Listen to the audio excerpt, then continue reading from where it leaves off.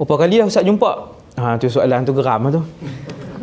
Bukan jumpa, ini hadis. Tapi cara saya cerita tu tuan-tuan macam, banyak kali Ustaz jumpa ni. Bukan. Berdasarkan hadis Nabi yang sahih, Nabi Isa sejak diangkat belum pernah mati sampai pagi ni duduk di langit yang kedua. Kita kata, ya Allah Ustaz ni. Kan? Tu ke Ustaz? Berapa ribu tahun dah. Nabi Isa berapa ribu tahun? Lebih kurang 2000 tahun. Tu tuan-tuan tulis kalender 2021 tu. 21 tahun yang lalu, 2021 tahun yang lalu, Nabi Isa dilahirkan. 2021 tahun yang lalu, Nabi Isa dilahirkan. Jadi, sejak daripada situ, itulah umur dia. Kita kata, pelik Ustaz, lama sangat tu. Pelik apanya? Nabi Nuh AS semua, umur panjang-panjang macam tu. Kuasa Allah. Tak ada ajaib apa. Zaman Nabi Nuh semua ribu-ribu tahun. Tanya umur apa cik? Umur 120. Oh, baru tadi ke? Zaman tu. Mungkin. Sebab semua ribu-ribu. Cik umur apa? 672. Tak pencen lagi. Lagi 300 tahun. Lamanya hidup. Betul. Zaman tu pun sehari macam ni ke sehari? Sama. Zaman Nabi Nuh pun sama macam ni. Sehari kalau ada jam, 24 jam juga. Dia bukan matahari. Matahari yang sama, bulan yang sama, bumi yang sama, tanah yang sama, pokok yang sama. Pokok sama, binatang yang sama. Jadi, kuasa Allah tak pelik pun. Zaman Nabi Nuh tu bukan dengan mukjizat ke apa. Semua manusia hidup umur panjang tu biasa, bukan mukjizat. Umur panjang masa tu bukan mukjizat. Cuma Nabi Isa memang mukjizat. Dia panjang. Kita tak payah pelik lah. Maksudnya kita heran. Takkan kulit dia tak reput. Dia memang Allah Ta'ala cipta ada generasi manusia umur dia panjang. Habis. Jadi yang itulah berita gembira yang pertama. Yang huraian dia yang tu sangat panjang tu. Subhanallah. Anda boleh tengok ceramah saya. Ini bukan promo, saya tak ada masa nak promo YouTube. Dia tak sedang saya beritahu ada bunyi bising. Dia pakai benda tu. Okey Jadi tuan-tuan boleh tengok macam mana kehidupan tu, dan alhamdulillah saya pernah belajar di tempat yang Nabi Isa nak turun, iaitulah di Syria. Di Syria. Di situ Nabi Isa akan turun. Dia akan turun di situ. Yang akan turun dia para malaikat. Tuan-tuan bayang betapa berita gembira ini tidak boleh ditandingi oleh mana-mana ummah. Dia yang paling saya fikir sekali ialah bila Nabi sebut Nabi Isa Rasul Ulul Azmi ni, 124,000 orang Nabi Isa dia duduk ranking nombor 4. Daripada 124,000 orang Nabi, dia ranking keempat. Ibrahim AS, Nabi Muhammad, Nabi Ibrahim, Nabi Musa, Nabi Isa. Yang paling saya seronok sekali ialah bila Nabi sebut dia akan berkahwin dan beranak pinak. Saya kata untungnya anak dia. Tuan-tuan bayang, anak Nabi Isa. Ni nama apa ni? Abdullah bin Nabi Isa. Anak Nabi Isa. Siapa yang beruntung? Isteri. Hak isteri Nabi Isa tu. Jadi isteri Nabi. Subhanallah. Isteri Rasul. Rasul ni setentunya tampan. Bukan baik saja. Hari ni tampan tak semestinya pandai lagi. Tak semestinya baik lagi. Dah tampan baik pula. Subhanallah, beriman. Jadi isteri Nabi Isa, jadi anak-anak Nabi Isa. Pada zaman itulah Imam Mahdi sempat sekejap saja. Imam Mahdi dan Nabi Isa sempat memerintah sekejap. Kemudian Imam Mahdi akan wafat. Dia macam tu. Imam Mahdi akan wafat. Kemudian Nabi Isa akan memerintah alam ni. Ketika itulah kata Rasulullah, tidak akan ada satu jenayah pun di atas muka bumi Allah. Tuan-tuan ingat tak satu zaman dulu, zaman kita ni 30 tahun yang lepas, kalau kita tinggal motor di luar rumah, kunci ada dekat motor, hilang tak 30 tahun lepas? Tak hilang. Saya masih ingat sampai hari ni.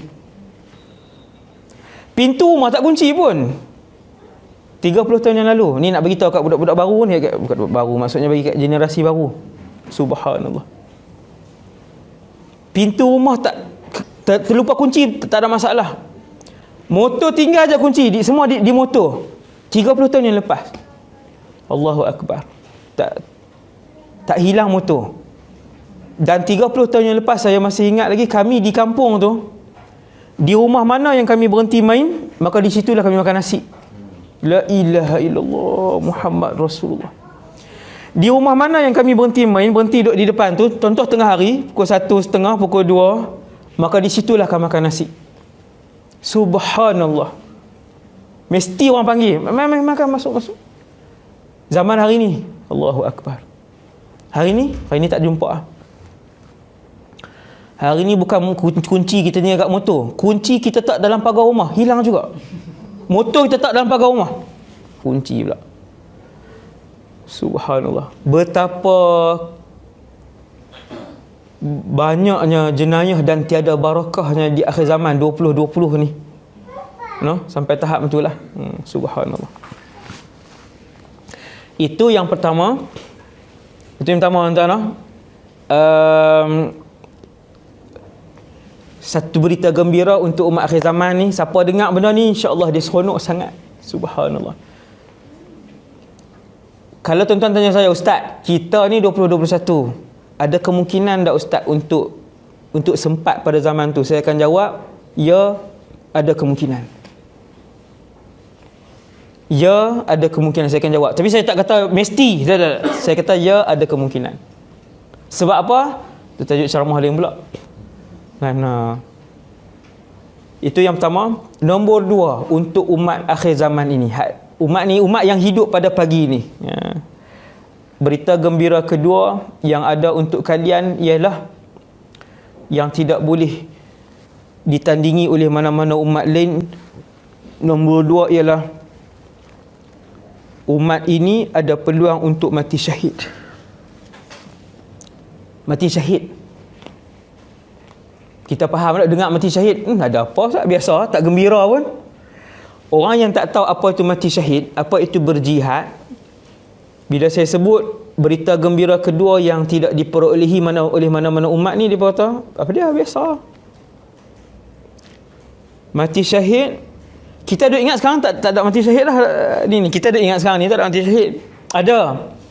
Umat ini masih berpeluang untuk mati syahid bersama dengan seorang pemimpin umat Islam yang terhebat, yang ketika itu iman dia nombor 1, sehingga kan dia ni yang bernama Imam Mahdi ni, ketika dia hidup, kalau dia semayang, dia yang jadi imam, Nabi Isa di belakang.